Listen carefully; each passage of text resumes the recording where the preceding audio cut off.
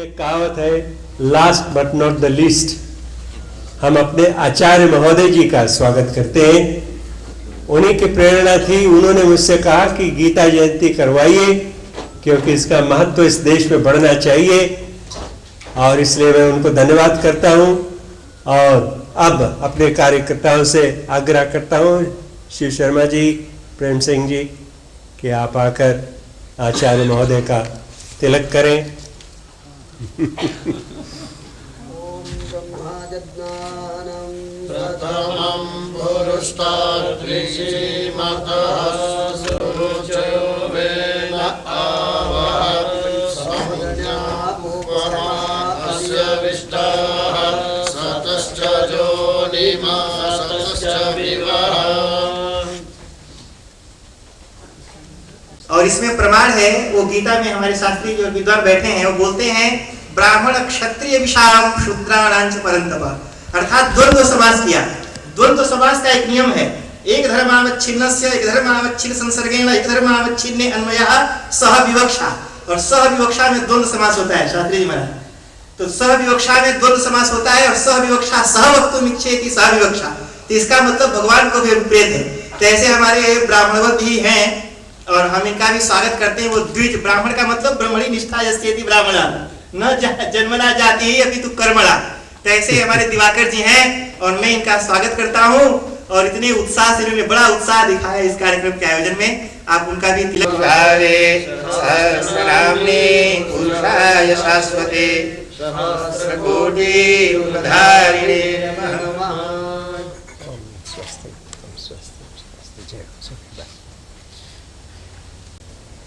अब तो कीर्तन का टाइम आ गया, तो मैं अब सबसे पहले सानुग्रह प्रार्थना करता हूं आचार्य पंडित नंदलाल शास्त्री जी से कि आप गीता पर अपना प्रवचन का श्री गणेश करें। और माइक्रोफोन पहले यहाँ पधारे हुए आचार्यगण, विद्वान ऋषिगण, उनका वेद मंत्र से प्रार्थना करेंगे। ओम ब्रह्मन् ब्रह्मणो ब्रह्मवर्चासि जायतां महाराष्ट्रे राजन्यः शूरपि कवियो दिव्यादि महारथो जायताम् दोग्रीधेनुर्वोड नडवानाशो सप्तिः पुरन्दरजोग जिष्णुरथेष्टाः सभेयो जुवास्य वीरो जायतान्निकामे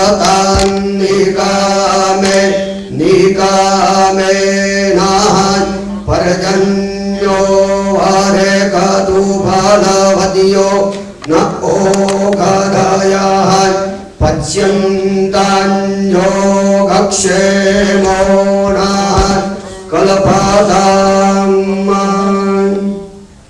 समुपस्थित विद्वद्वरेण्य, यहाँ के आचार्य जिनकी बहुत श्रम से ये गीता जयंती का आज उत्सव मना रहे।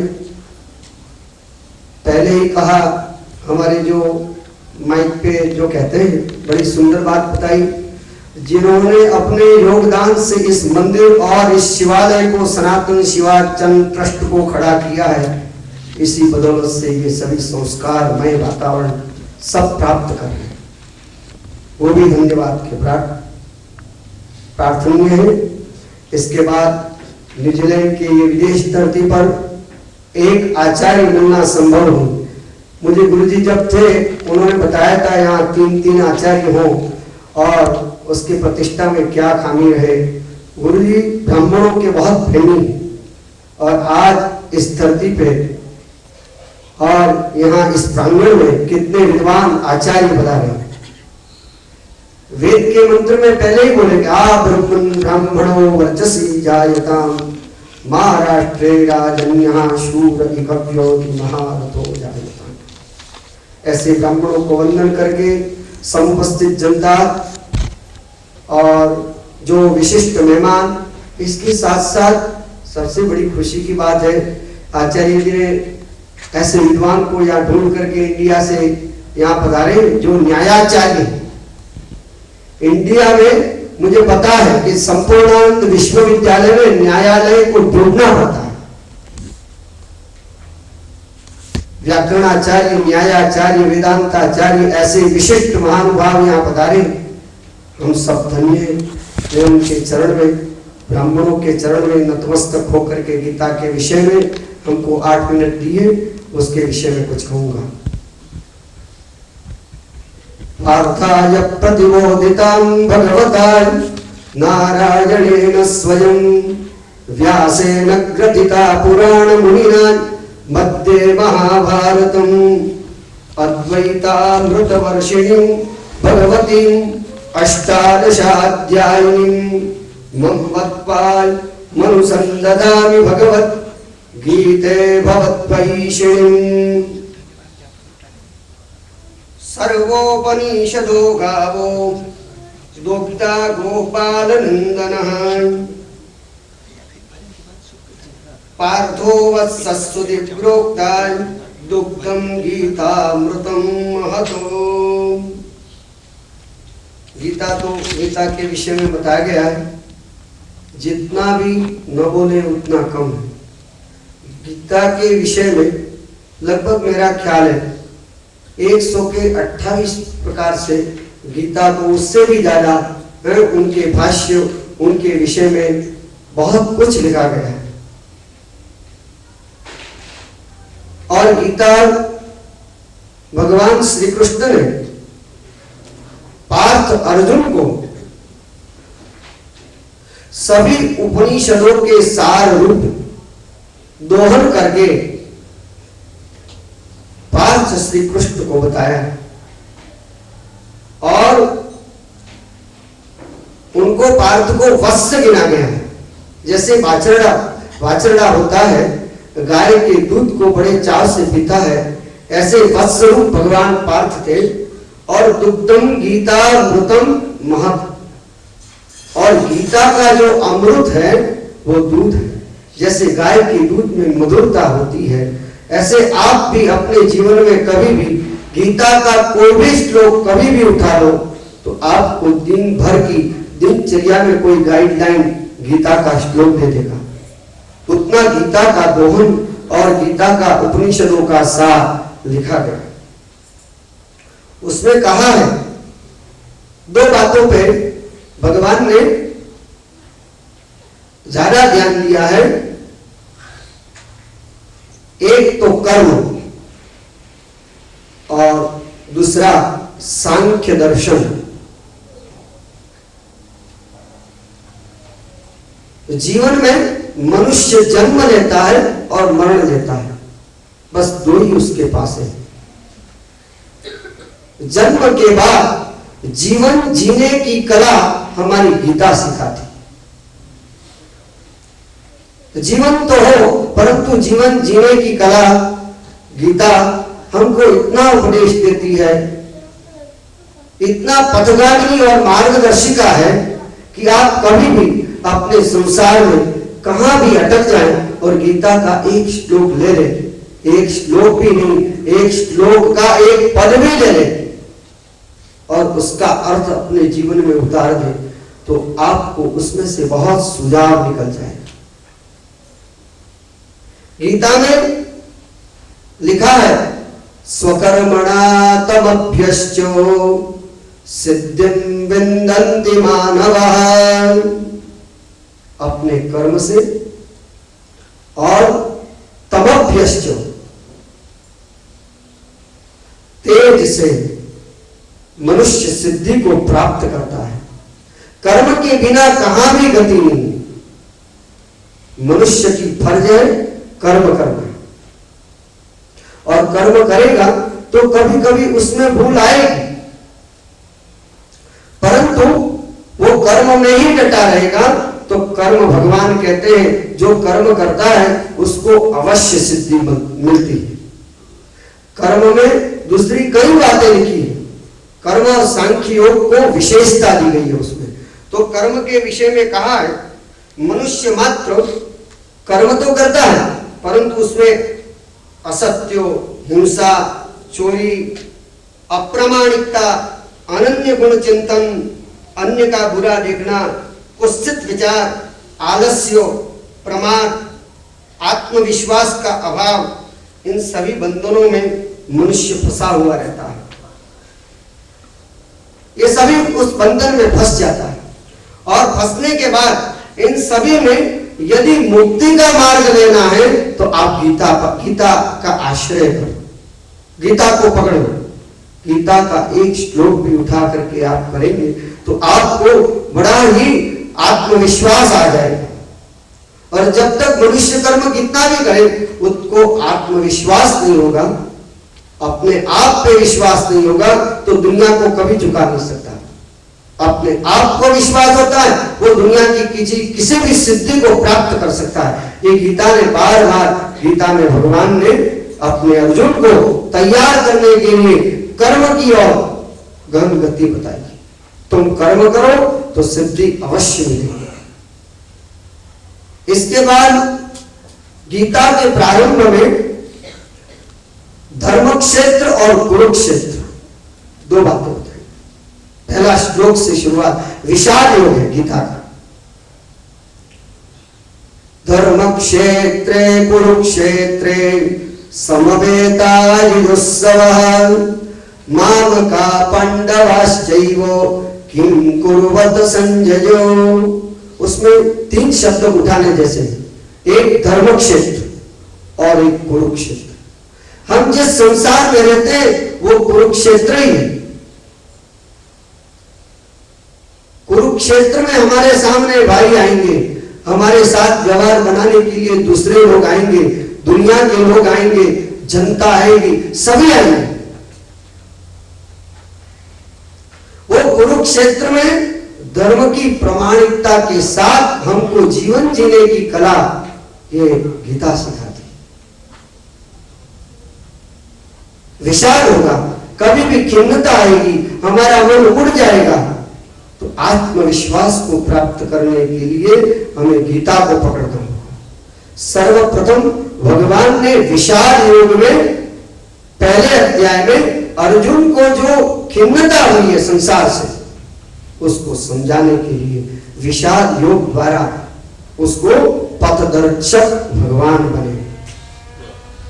तो इस प्रकार से विषाद योग, अनासक्ति योग, उसमें एक अनासक्ति है, संसार में रहने में अनासक्त बने, किसी के ऊपर बहुत आसक्ति न हो, संन्यास को त्याग करें। संन्यास बहुत सारे योग है, परंतु हमको यहाँ समय सीमित दिया गया है, समित पूर्णता को समय जा रहा है। तो आज मैं सभी यहाँ के सनातन शिवार्चन ट्रस्ट के ट्रस्टीजन एवं हमारे प्रेम शर्मा भाई, प्रेम भाई, सबका नाम मैं नहीं जानता हूँ, सबको जानता हूँ चेहरे से। और इसके साथ साथ यहाँ के आचार्य जो हैं उन्होंने हमको बुलाया है। और इसके साथ साथ यहाँ के जितने पंडित आए हैं, जिनकी विद्वत्ता देख करके बड़ा हमको आनंद होता है। माइक पे जो बोल रहे थे फिजी से अभी आया, कितना वेद का सुंदर उच्चारण और शुद्ध उच्चारण। और हमारे न्यायाचार्य सभी पंडितों से नतमस्तक होकर के मैं प्रार्थना करता हूँ कि हम पे भी कृपा रहे और उनका प्रेम ब्राह्मणों का और हमारा बना रहे, और भगवान सबके ऊपर आशुतोष कृपा बनी रहे। ऐसे करके मेरी वाणी को यहाँ विराम देता हूँ। तथास्तु। अपनी वाणी को शुरू करने से पहले तो शिवार्चन ट्रस्ट का जो आचार्य जी हैं उनको प्रणाम करता हूँ, विशिष्टजनों का आशीर्वाद लेता हूँ। और साथ साथ अनेक विद्वान जो हैं हमारे मध्य में, शास्त्री, न्यास शास्त्री, बड़े बड़े पढ़े लिखे विद्वान हैं, उनके सामने में एक छोटा सा फिजी का रहने वाला व्यक्ति कैसे खड़ा हो सकता हूँ। एक हवाला में दे दूँ आपको कि जिस तरह से अचानक से हम कहीं जा रहे, सिंह सामने आ जाए तो आदमी अपने सब कुछ भूल जाता है। तो इन शास्त्रीय लोग जो हैं, शास्त्रगण जो है, ब्राह्मणगण जो हैं, सबको मैं एक बार फिर प्रणाम करता हूँ, उनकी आशीर्वाद मांग रहा हूँ ताकि मुझे शक्ति दे 2-4 शब्द बोल सकूं। पहले मेरे साथ हो जाइए 3 बार ओम का उच्चारण करें।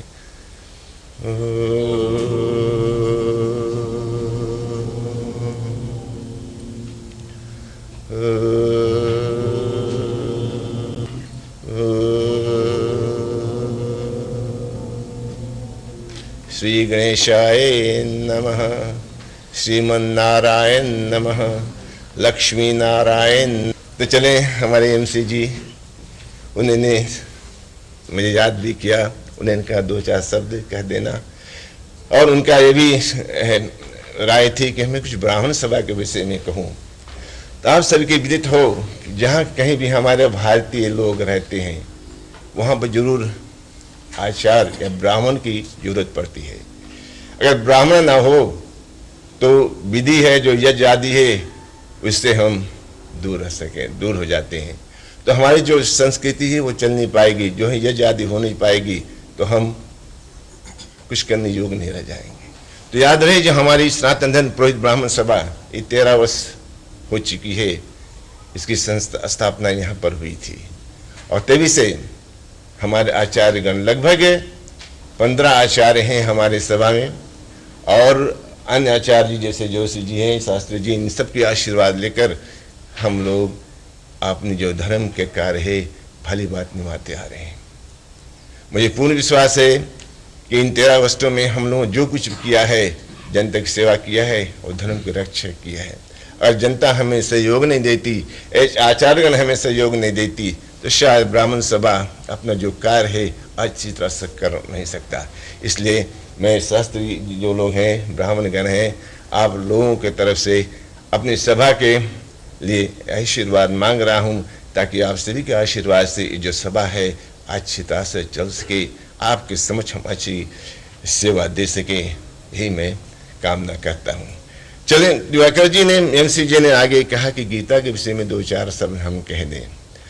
गीता ऐसी बड़ी पवित्र ग्रंथ है, इतनी पवित्र है कि कहते हैं गीता में एक बात आई महात्म्य में, अगर कोई गीता पाठ कर रहा हो उसके निकट बैठकर और व्यक्ति सुने, या उस गीताकार को जो गीता का वक्ता कर रहा, प्रचार कर, उसको छू ले, छू लेने से भी उनकी जितनी पाप होती है, जो पाप होती है, जो उनकी गलतियां होती, जो त्रुटियां होती है, वो सब क्षमा हो जाती है। गीता में इतनी शक्ति है। क्यों गीता में इतनी शक्ति है? मैं छोटे शब्दों में आपको बता दूं कि गीता भगवान श्री कृष्ण के मुखार बिंदु से निकली है। अगर भगवान के मुंह से जो कुछ भी निकलती है वो 100% नहीं, 1000% सत्य होती है। तो गीता इतनी पवित्र है कि कितना भी गुनाहगार हम, कितना भी दोषी हो, कितना ही पापी हो, फिर भी भगवान का नाम रमन कर ले। गीता के 2-4 श्लोक, जैसे पंडित जी ने कहा एक ही श्लोक, शास्त्री जी ने कहा एक ही श्लोक, अगर नित्य कोई पढ़े तो अनेक पुण्यों की प्राप्त होती है। और उसी तरह महात्म्य भी, कई बार हम लोग महात्म्य पढ़ते, उनमें बात आई है कि अमुक अध्याय पढ़ने से अमुक व्यक्ति को अमुक गति हुई है। कितने भी नीच से नीच व्यक्ति क्यों ना हो, बुरा व्यक्ति क्यों ना हो, एक बार गीता के शरण में आ जाए तो उसके कल्याण होना संभव है, निश्चित है। इसी तरह से हम आगे चलते हैं। समय के अनुसार हम देखते हैं कि हमारे मन में बहुत से ज्ञानी लोग बैठे हैं, उनको भी इसका कहना है। तो अंत में मैं यही अपने वाणी को विराम करना चाहता, यही आप लोगों से विनती करना, प्रार्थना करता हूँ कि आप सभी के सहयोग से जो शिवार्चन ट्रस्ट है इनके सहयोग दें, ताकि इनके पास जगह है, इनकी सेवा से हम लोग लाभ उठाएं और जो अपना धर्म कार्य है उसको दिन प्रतिदिन बढ़ाते रहें। ऐसे आशीर्वाद मांगते हुए आप सभी को एक बार धन्यवाद देते हैं, क्योंकि गीता ऐसी पवित्र ग्रंथ है जो भगवान मुँह से निकली हुई आज हमने जयंती को मना रहे हैं। कहते हैं, एक बात और बता दूं, मैं थोड़ा सा भूल गया था। कहते हैं कि गीता एक ऐसा, गीता भगवान के मुखार बिंदु से निकली है। अगर मैं गलती में हो तो हमारे आचार्यगण, हमारे शास्त्रीगण, जोशी आदि जो हैं हमें कोरेक्ट करें, सुधार कर दें। एक गीता है जो भगवान मुखार बिंदु से निकली है, और दूसरा हम बहुत प्रेम से सदा से सत्यनारायण व्रत कथा को सुनते हैं, पूजा करते हैं। तो सत्यनारायण व्रत कथा भी एक ऐसी पवित्र ग्रंथ है जो भगवान की मुखार बिंदु से निकली है। अन्य ग्रंथ के विषय में हमें मालूम नहीं है, क्योंकि मेरा पास उतना ज्ञान नहीं, नॉलेज नहीं है। अगर शायद अन्य ग्रंथ हो वेद के छोड़कर, तो हमारे आचार्यगण जो हैं, ऋषि गुरु जो हैं, दास शास्त्री जो हैं, वे उसके विषय में थोड़ा सी हमें बताने की कोशिश करेंगे। इन सब लोग साथ साथ आज सभी आने के लिए शिवार्चन ट्रस्ट को अपनी सेवा प्रदान करने के लिए कोटि कोटि धन्यवाद देता हूँ। सभी को जय श्री राम। हरिओम तत्सत, हरिओम तत्सत, हरिओम। ओम गं गणपतये नमः। मूकं करोति वाचालं पंगुं लंघयते गिरिं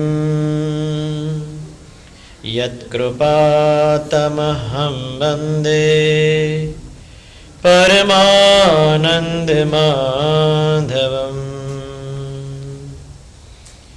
कृष्णाय वासुदेवाय हरे परमात्मने प्रणतक्लेशनाशाय गोविन्दाय नमो नमः। वसुदेवसुतं देवं कंसचाणूरमर्दनं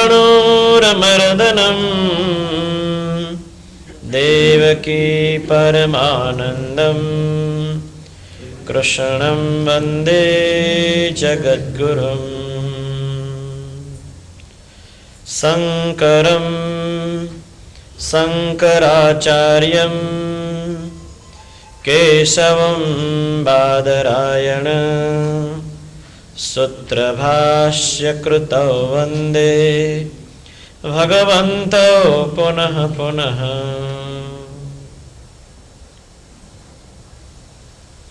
पूज्य आचार्य श्री अजय कुमार तिवारी जी और हमारे समक्ष पधारे हुए भारतवर्ष के आचार्यगण और ख़ास करके हमारे फिजी के सभी आचार्यगण,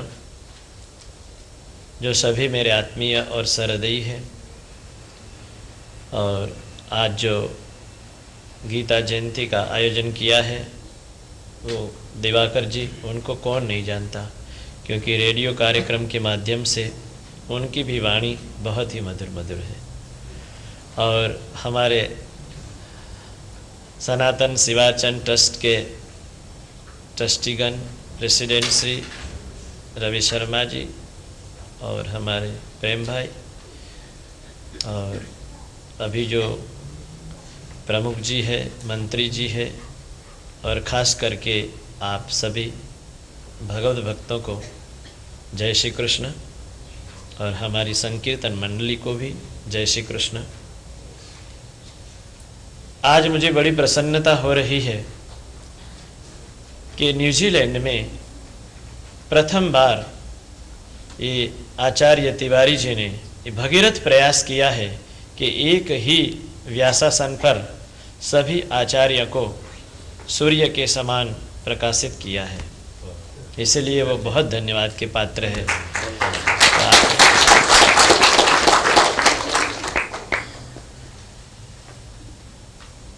विद्वान की परीक्षा आयु से नहीं होती है। विद्वान चाहे युवा भी हो, किंतु वो अपनी विद्वत्ता के कारण सभी देशों में पूजनीय होता है। श्रीमद् भगवद गीता, श्रीमद् भागवतम और श्री रामायणम हमारे जीवन में इसी प्रकार संकलित हुआ है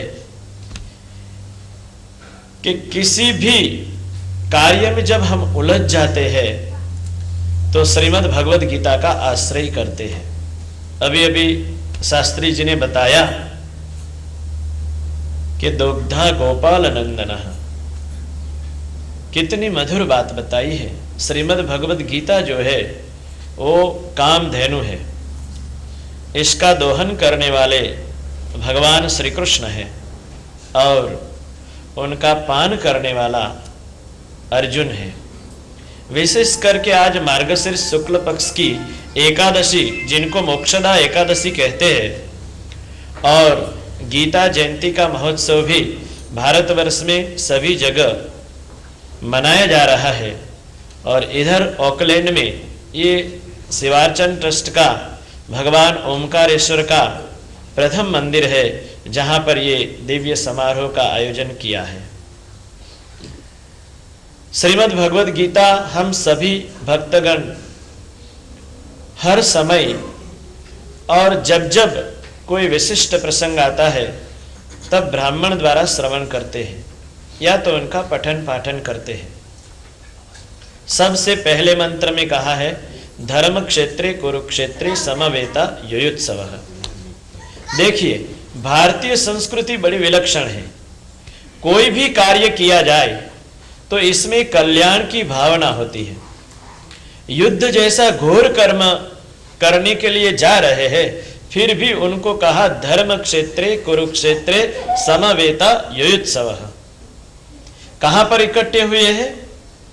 कुरुओं की जो भूमि है, जो एक पवित्र तीर्थ क्षेत्र है जिनको कुरुक्षेत्र कहते हैं, वहां पर कौरवों की सेना और पांडवों की सेना इकट्ठी हुई है। क्यों? क्योंकि युद्ध करने के लिए।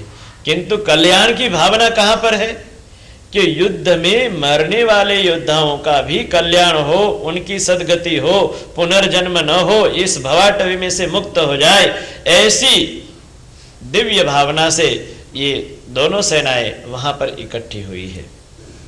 और बाकी तो अर्जुन को माध्यम बनाकर भगवान पद्मनाभ की गाई हुई ये वाणी ने सारे विश्व को अमर कर दिया है।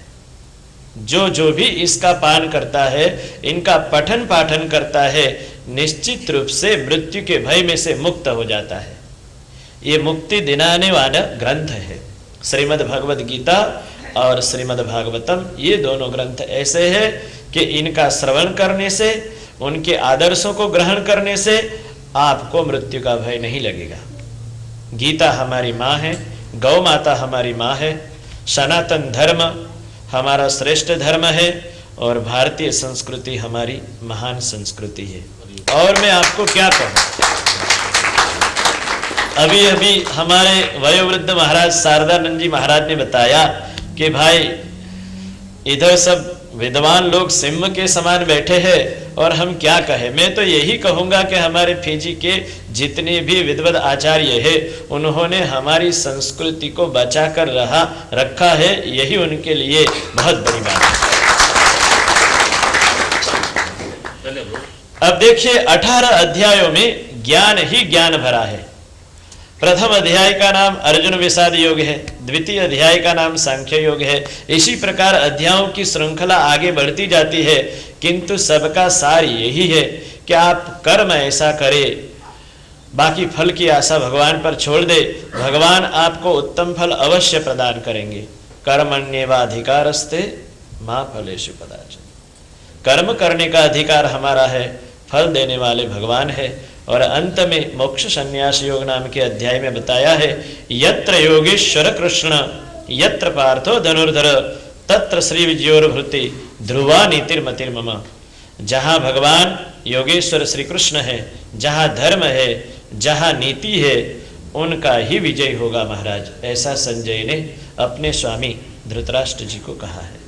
इसीलिए आप श्रीमद् भगवद गीता को अपना गुरु माने। श्रीमद् भगवद गीता का एक अध्याय का अर्थ सहित पाठ अवश्य करें।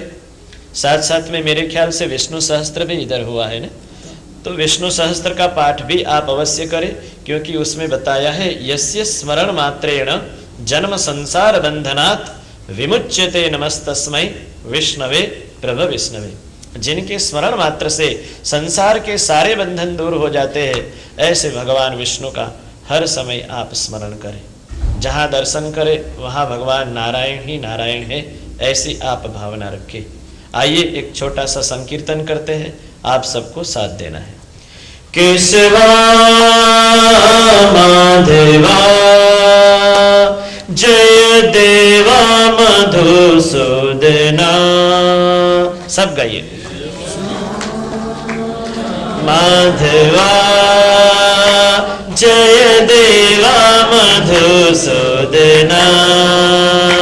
केशवा माधवा जय देवा मधुसूदना। केशवा माधवा जय देवा मधुसूदना।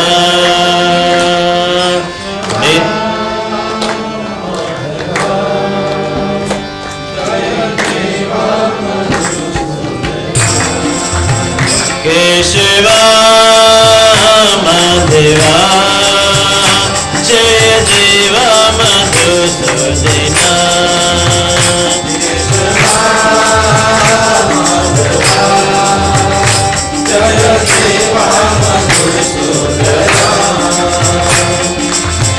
नेत्र कमल दल अतीव मनोहर। नेत्र कमल दल अतीव मनोहर। अंतर्यामी प्रभु परमेश्वर।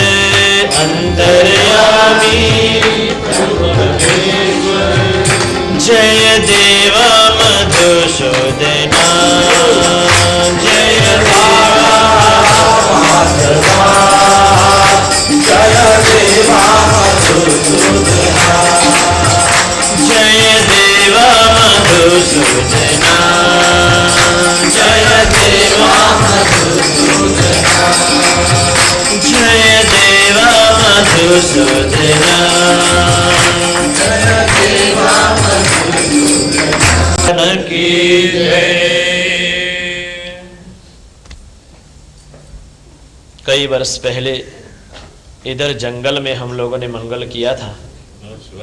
शिव पुराण की कथा की थी और पार्थिव शिवलिंग बनाया था। मेरे ख्याल से 9 दिन की कथा थी और इतने भक्तगण इधर पधारे कि सारे भक्त आने से ये भूमि पावन हो गई। और फिर हमारे पूज्य गुरुदेव महामंडलेश्वर स्वामी श्री शिवेंद्रपुरी महाराज ने इस सनातन धर्म का, शैव संप्रदाय का, ओमकारेश्वर महादेव का ये प्रधान मंदिर न्यूजीलैंड के और सारे विश्व के भक्तों के कल्याण के लिए इधर स्थापित किया है। शिव का अर्थ ही कल्याण होता है, इसलिए जो इधर दर्शन करेगा उनकी सारी मनोकामना पूर्ण हो जाएगी। ओम विश्वानि देव सवितर्दुरितानि पराशुभ जलभद्रं आशुभ। जिस प्रकार गीता जयंती का महोत्सव आज इधर आचार्य जी की प्रेरणा से संपन्न हो रहा है, हम भगवान ओमकारेश्वर महादेव को यही प्रार्थना करते हैं कि ये महोत्सव पूरे न्यूजीलैंड में हर एक मंदिरों में हो और आप सभी भक्तजन इस विद्वद आचार्यों के ज्ञान का लाभ लें और अपना मनुष्य जन्म जो बहुत अनमोल माना गया है, रामचरितमानस में बताया है कि बड़े भाग मानुष तन पावा, शुर दुर्लभ सब ग्रंथ ही गावा। ये जन्म बार बार मिलने वाला नहीं है, इसलिए आप इसी जन्म में मुक्ति को प्राप्त करें। मैं अपनी माँ को भी साथ में लेकर आया हूँ। वो भी बहुत बूढ़ी है, किंतु उनकी हर समय आशा रहती है कि जहाँ सत्संग हो वहाँ हो जाए। तो मैं उनके चरणों में प्रणाम करता हूँ, क्योंकि ये शरीर उनका दिया हुआ है और ये वाणी भी उन्हीं की दी हुई है। सबको जय श्री राम। उपस्थित श्रोतागण, गीता के बारे में आप में से बहुत लोग थोड़ी बहुत जानकारी रखते होंगे। संपूर्ण गीता का अध्ययन शायद कुछ ही लोगों ने किया होगा। मैं गीता की कुछ खासियतों को आपके सामने प्रस्तुत करूंगा। विस्तार से तो गीता के बारे में एक व्याख्यान में क्या कई व्याख्यानों में भी, कई प्रवचनों में भी विवेचन नहीं किया जा सकता। गीता पर कई लोगों ने बड़े बड़े ग्रंथ लिखे हैं, भाष्य लिखे हैं, और उनको पढ़ने लिखने वाले बड़े विद्वान लोग हुआ करते हैं। पुराने ज़माने में भारतवर्ष में गीता, ब्रह्मसूत्र और उपनिषद ये प्रस्थान त्रयी के नाम से पहचाने जाते थे। और जो बड़े बड़े आचार्य हमारे देश में हुए हैं, शंकराचार्य, रामानुजाचार्य, वल्लभाचार्य, निम्बार्काचार्य, मध्वाचार्य, इन सभी आचार्यों ने गीता पर उपनिषदों और ब्रह्मसूत्रों के साथ भाष्य लिखना अपना कर्तव्य माना है, और इन्होंने बड़े बड़े भाष्य लिखे हैं। और अर्वाचीन काल में भी अरविंदो जैसे महायोगी जो संसार भर में विख्यात थे, उन्होंने बड़े बड़े ग्रंथ लिखे हैं।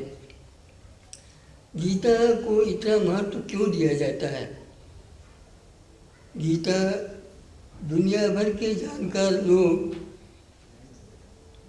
अन्य सभी धर्म ग्रंथ समझे जाने वाले ग्रंथों से श्रेष्ठ मानते हैं।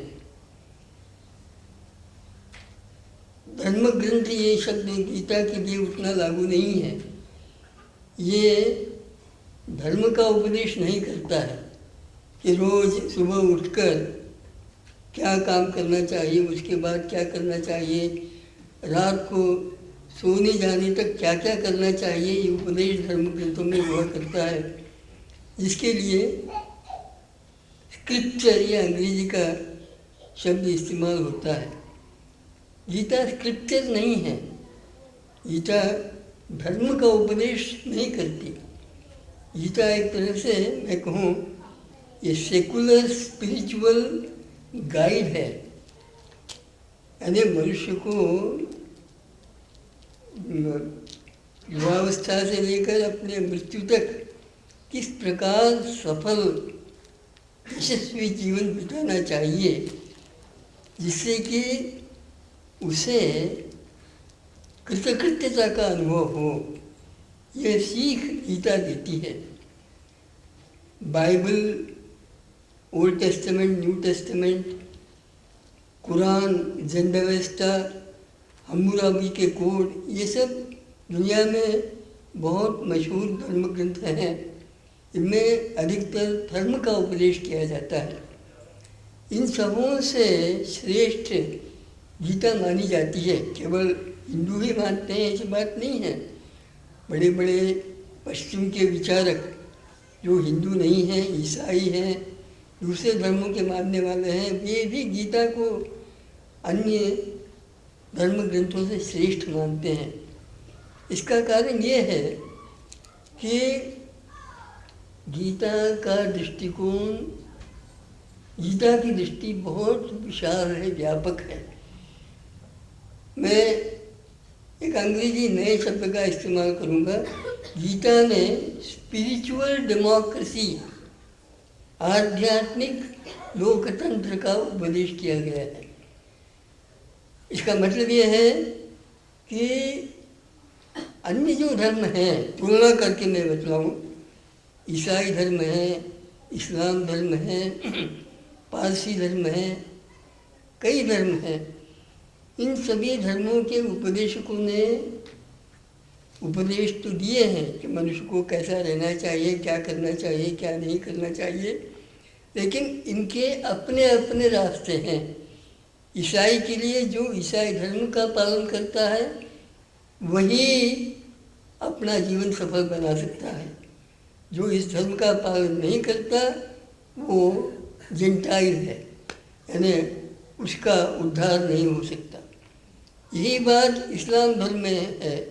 जो इस्लाम का अनुसरण करता है वो तर जाएगा, जो नहीं करता वो काफिर है, उसका भला नहीं हो सकता। इस तरह हर एक अन्य धर्म के जो ग्रंथ हैं उस ग्रंथ के जो उपदेशक प्रॉफिट्स हुए हैं, पैगंबर हुए हैं, उनका हमें यही दृष्टिकोण रहा है, उसी का प्रचार उन्होंने किया है। गलत है या सही उसके बारे में मैं कुछ नहीं कहूँगा। आप हमारे पास आइए तो आपका उद्धार होगा। अगर आप दूसरे रास्ते पर जाते हैं तो आपका उद्धार नहीं होगा। ये उनकी दृष्टि है। गीता ये बात बिल्कुल नहीं कहती। गीता का दृष्टिकोण व्यापक है, संसार भर का इसमें समावेश हो सकता है। गीता में एक बड़ा सुंदर श्लोक है, आर्तो जिज्ञासु अर्थार्थी ज्ञानी च भरतर्षभ चतुर्विधा भजन्ते माम जना सुकृतिनो अर्जुन। भगवान कहते हैं कि मेरे पास, मेरे शरण में आने वाले कौन कैसे लोग हैं? जो आर्त हैं, दीनहीन हैं, कुछ नहीं कर सकते हैं, अपाहिज हैं, ऐसे लोग। जिज्ञासु यानी जो जानना चाहते हैं, पढ़ना लिखना चाहते हैं, संशोधन करना चाहते हैं, सत्य क्या है जानना चाहते हैं, ऐसे लोग। अर्थार्थी जो धन कमाना चाहते हैं, ब्लैक मनी नहीं, अच्छा जो धन सही रास्ते से कमाना चाहते हैं वे लोग। और ज्ञानी जो असलियत जानते हैं संसार की, दुनिया की, हर बात की, वे लोग। इसमें सभी लोगों का समावेश हो जाता है, कोई आदमी छूटता नहीं है। यानी सबका उद्धार हो सकता है। उद्धार से मतलब है कि मर जाना नहीं, मुक्ति पाना नहीं, बल्कि अपना जीवन सब तरह से सफल करना। आप कहेंगे कि हम तो अपने अपने ढंग से सफल ही हैं, हाँ, पैसा कमाते हैं, शोहरत कमाते हैं और सुख प्राप्त, सब तरह का सुख प्राप्त करते हैं, हम तो सफल है ही। तो हमारे लिए उपदेश की क्या ज़रूरत है? ठीक है, ये जो दृष्टि है ये आदमी जब तक अपने काम धाम से रिटायर नहीं हो जाता तब तक बनी रहती है। पैसा कमाते हैं, सुख भोगते हैं, सब तरह से आप आनंद लूटते हैं।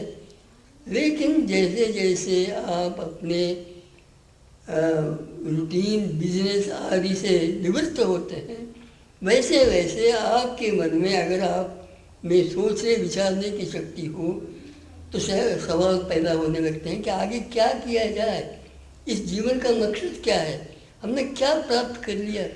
आखिर ये सब तो कुछ सालों के बाद समाप्त होगा, उसके बाद क्या? उसके बाद क्या हम जीवित रहेंगे? उसके बाद किसी न किसी रूप में हम बने रहेंगे या कुछ नहीं, सब खत्म हो जाएगा। यदि सब खत्म होना है तो इस सब का मतलब क्या है? इस तरह के सवाल हर एक आदमी यदि वो सोचने विचारने वाला हो तो उसके मन में पैदा होते हैं। इन सवालों का जवाब बुढ़ापे में जाकर आप यदि खोजने लगे तो आपको मिलने वाला नहीं है, क्योंकि बुढ़ापे में आपके मन में, आपके शरीर में उतनी शक्ति, उतनी ऊर्जा ही नहीं रहती कि आप कुछ सोच विचार सकें, कुछ समझ सकें। और अंत में ऐसा लगता है कि ऐसा सारी जिंदगी बर्बाद हो गई, कुछ हमने पाया नहीं। गीता ये पढ़ी जाती थी, आज उसका कोई रेलेवेंस नहीं, ऐसी बात नहीं है। आज के समय में 21st सेंचुरी में और आगे आने वाली सेंचुरी में भी गीता के उपदेशों का रेलेवेंस है। मैं दो एक बातें ही आपके सामने रखूँगा। जैसे गीता कहती है कि आदमी को काम तो करना चाहिए, बिना काम किए चुपचाप हाथ पर धरे तो बैठ नहीं सकता है और कुछ न कुछ तो करता रहता है, उधर मचाता रहता है। लेकिन जो कुछ करेगा उसको उस पर लादा गया काम मजबूरी से किया गया या उससे कोई न कोई पैसा लाभ प्राप्त करना इस उद्देश्य से किया गया, ऐसा नहीं होना चाहिए। गीता के अंत में बड़ा सुंदर श्लोक आता है, यतः प्रवृत्तिर्भूतानां येन सर्वमिदं ततं स्वकर्मणा तमभ्यस्य सिद्धिं मन्यते मानवः। मनुष्य को उसका जो कर्म है उसको भगवान की पूजा मानना चाहिए, भगवान की पूजा मानकर कर्म करना चाहिए। अपने कर्म के प्रति उसकी श्रद्धा होनी चाहिए। बहुत सी बातें हम ऐसे मजबूरन करते हैं, इच्छा नहीं होती, करना पड़ता है, लादा गया कर्म होता है इसलिए करते हैं। इसका नतीजा क्या होता है कि जब मौका आए वो कर्म छोड़ने का तो तुरंत उसको छोड़ देते हैं, दूसरी बात की ओर बढ़ते हैं। इससे क्या होता है कि उस कर्म में आपने मन शरीर जो कुछ लगाया वो सब बेकार जाता है।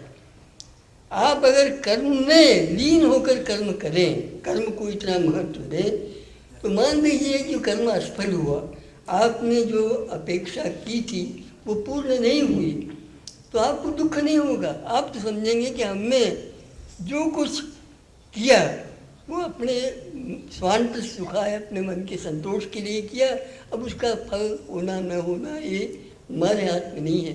इस बारे में भी गीता ने बड़े साइंटिफिक ढंग से एक बात कही है कि भाई आप जो कुछ काम करते हैं, छोटा हो बड़ा हो कैसा भी हो, उस काम का सफल होना आप अपने अहंकार से मानते हैं कि आपके ही हाथ में है, ऐसी बात नहीं है।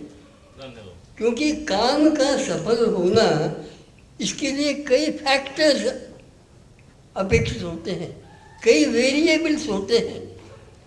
अधिष्ठान तथा कर्ता करणं च पृथक विधम विविधाश्च पृथक चेष्टा दैवं चैवात्र पंचमम्।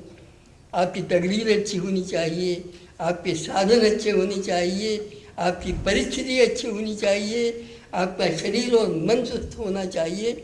ये सब एकजुट हो तो काम सफल होगा। अब देखिए, अमेरिका ने बड़े अहंकार के साथ इराक पर आक्रमण किया और सोचा कि बस एक आध साल 6 महीने में इराक को जीत करके उसमें डेमोक्रेसी प्रस्तावित कर लेंगे। क्या हुआ?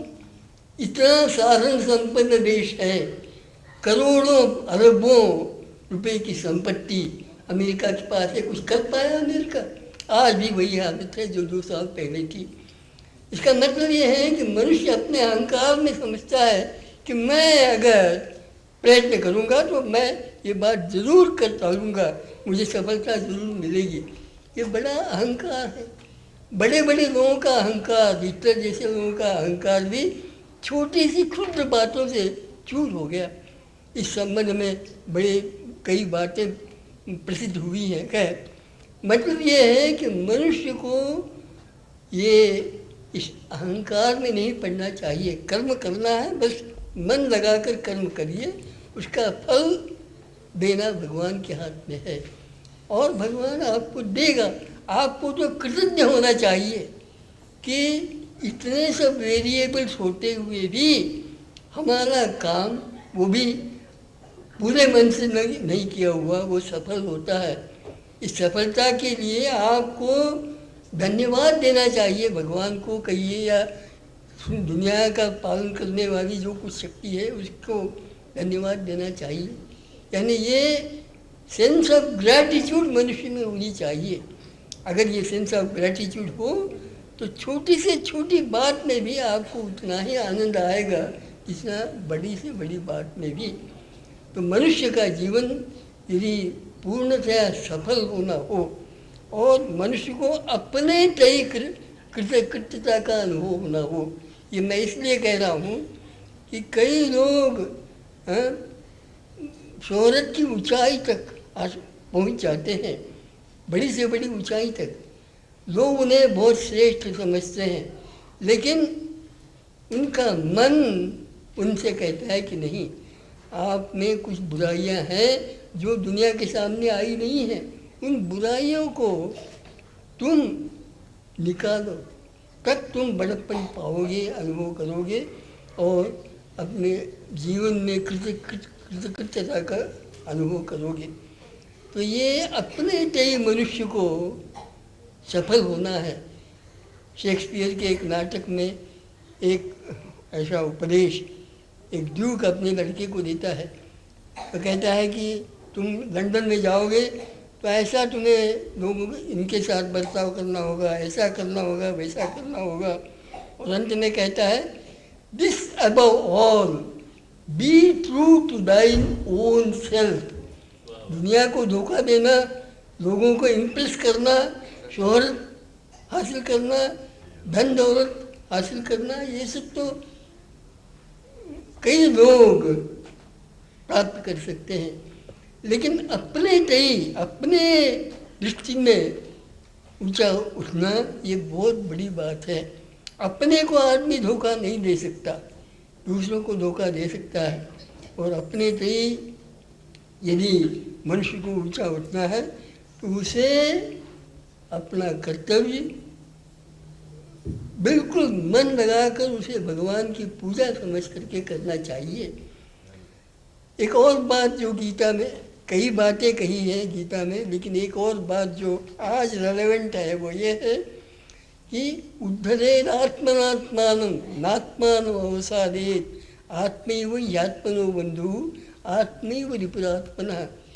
मनुष्य को कैसा भी हो, पढ़ा लिखा हो न पढ़ा लिखा न हो, कैसा भी हो, उसे अपने प्रयत्न से उद्धार करना संभव है। इधर उधर भागने दौड़ने की जरूरत नहीं है।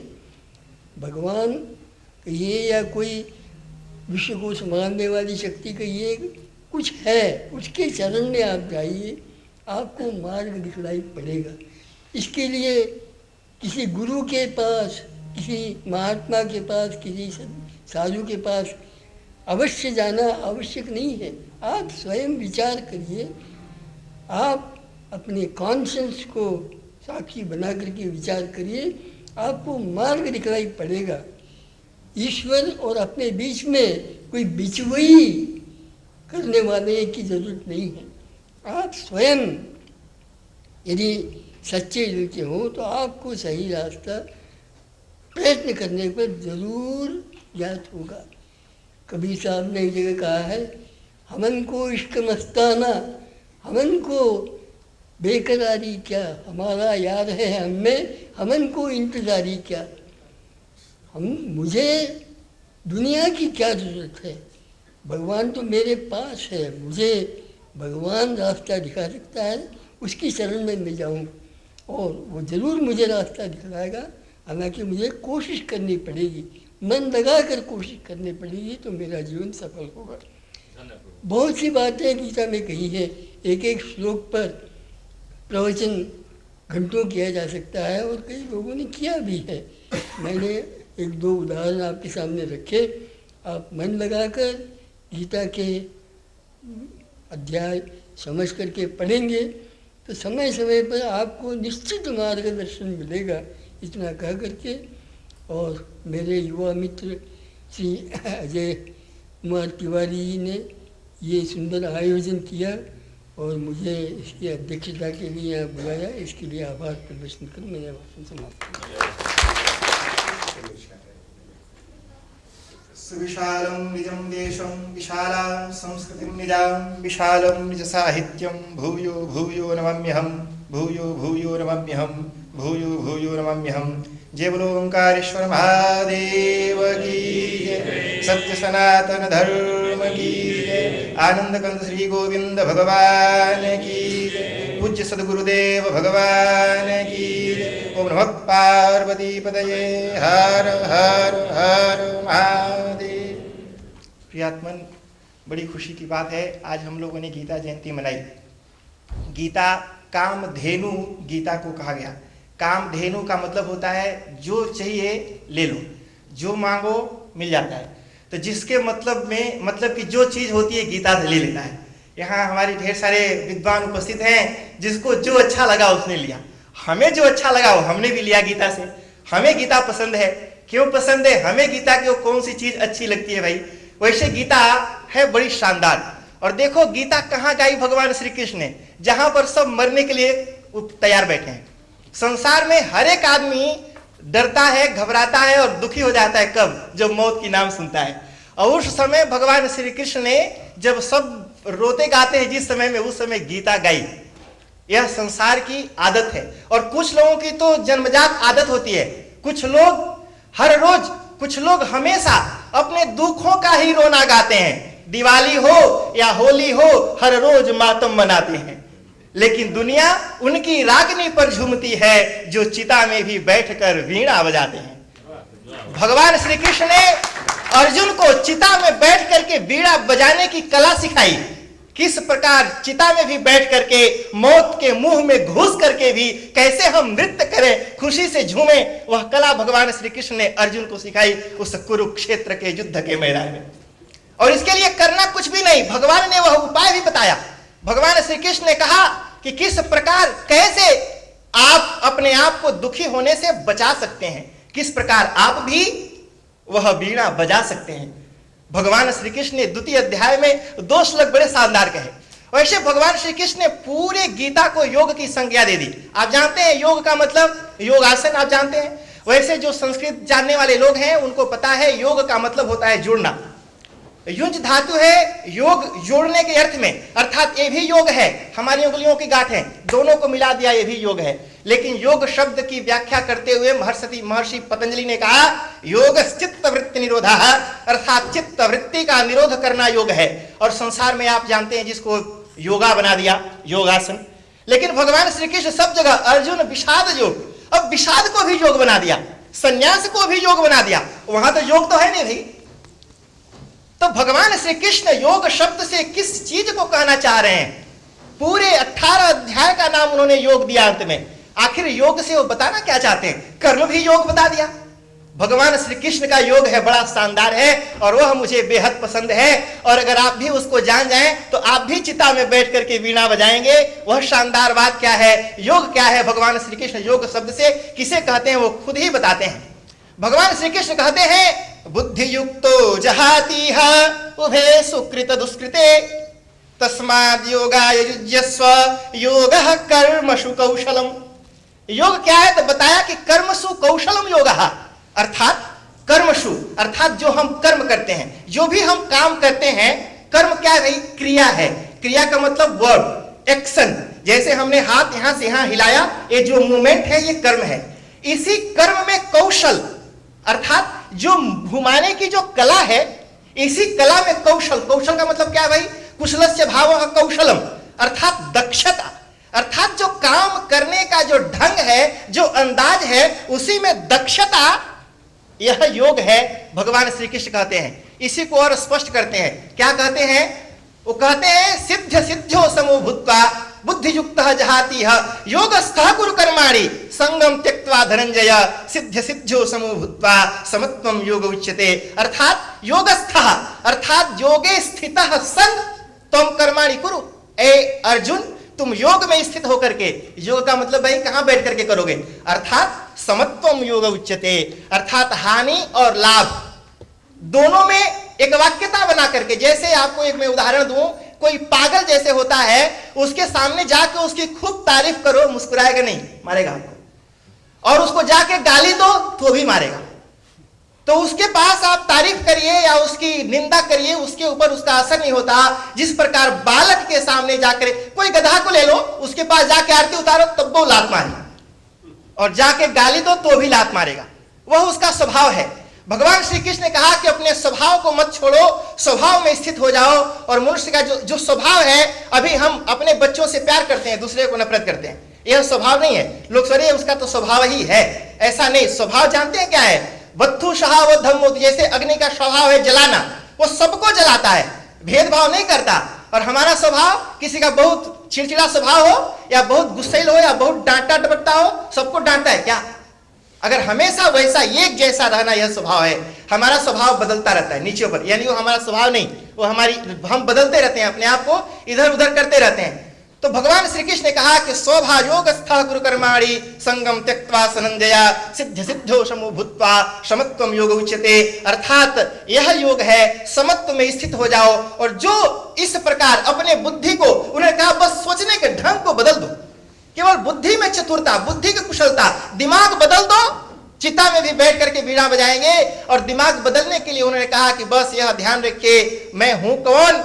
आत्मा, मैं शिव हूं, चिदानंद रूपः शिवोहम शिवोहम। शंकराचार्य जी जो बताते हैं, मैं वास्तव में आत्मा हूं। और आत्मा तो भाई ना तो कोई उसको दुखी कर सकता है और ना तो कोई सुखी कर सकता है।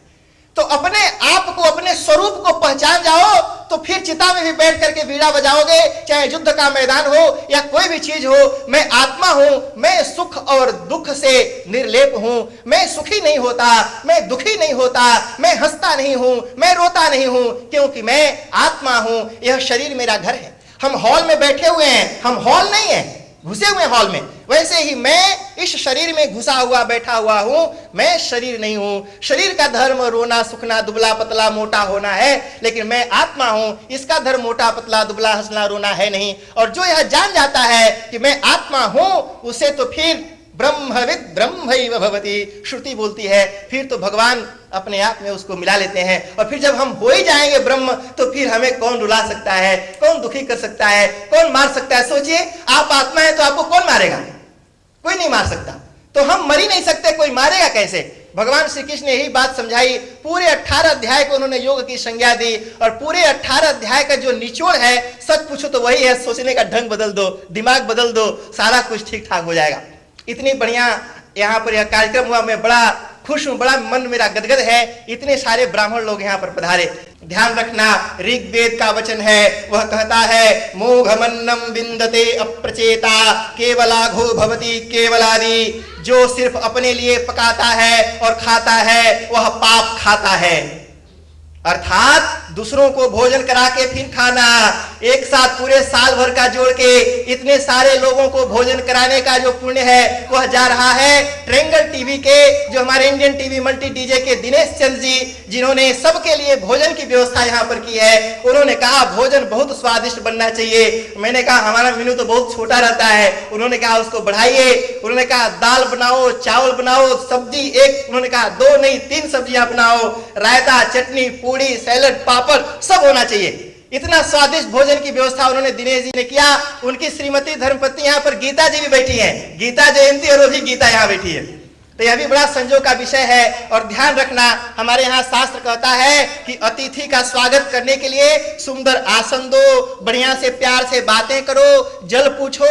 तो इतना सुंदर आसन जिस पर हम बैठे हुए हैं, इस आसन की व्यवस्था जिस देवी ने की है, वे हैं कमल महाराज जी। उन्होंने बाजार से खरीद करके जा करके कहा कि बढ़िया सुंदर एक तरह का सब आसन होना चाहिए। इतना सुंदर आसन की व्यवस्था यहाँ पर ब्राह्मणों के लिए उन्होंने की है। भगवान से मैं प्रार्थना करता हूँ आप भी सब परिवार स्वस्थ और प्रसन्न रहें। इसी प्रकार धर्म के कार्य में आगे भी आप रुचि लेते रहें। और सबसे ज्यादा तो हमारे जो संगीत वाले लोग हैं, हमेशा अगर ये लोग न रहे तो सचमुच हम फ्लॉप हो जाएंगे। ते हमेशा हमारा साथ देते हैं संजय जी, दीवान जी, हमारे भट्ट साहब और हमारे जगदीश महाराज जो आज यजमान हैं। मैं सबके लिए भगवान से प्रार्थना करता हूं आप सब स्वस्थ रहें, प्रसन्न रहें, हंसते मुस्कुराते रहें। और ब्राह्मण लोग आए। देखिए भाई, शास्त्रों में कहा गया कि देवता लोग मंत्र के अधीन होते हैं। क्या है श्लोक? दैवाधीनम जगत सर्वम मंत्राधीना च देवताः ते मंत्रा ब्राह्मणाधीना तस्मात् ब्राह्मण देवता। कहा कि देखो, दैवाधीनम जगत सर्वम, यह सारा संसार दैव के अधीन है, भगवान के अधीन है, ईश्वर के अधीन है, वही कंट्रोल करता है। और उस भगवान को कंट्रोल करने वाले कौन है? मंत्र।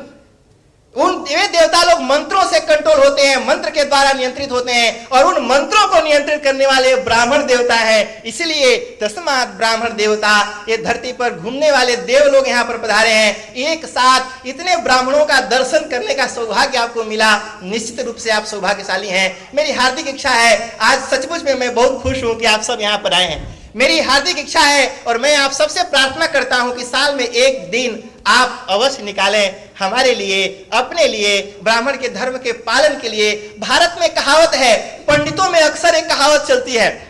वह कहावत क्या है संस्कृत में? पंडितः पंडितम दृष्ट्वा स्वानवद घुरघुरायते। यह पंडितों में प्रचलन है कि जिस प्रकार इस गली का कुत्ता अगर दूसरे गली में चला जाए तो उसका कुत्ता देख के उसको घूरता और घूमता है, ऐसे ही पंडितों कहावत, एक पंडित भी एक पंडित को देख के घूरता रहता है। हमें इस ट्रेंड को बदल देना है, इस कहावत को झुठला देना है। हम एक साथ गले से गले मिल करके प्यार और मोहब्बत के साथ इस आसन पर विराजमान होंगे। और सबको बता देंगे कि हम एक दूसरे को देख के नहीं घूरते हैं, हम में आपस में प्यार है, मोहब्बत है, हम एक हैं और एक रहेंगे। इसको सिद्ध करना है, इसको प्रूव करना है और इसके लिए आप लोगों का सहयोग अपेक्षित है। आप यहाँ पर आए और इसी बार साल में एक दिन अवश्य हमारे लिए निकालें, मैं इसी कामना करता हूँ। और इसके जय बोलो ओंकारेश्वर महादेव की जय। ओम नमः पार्वती पतये हर हर हर महादेव।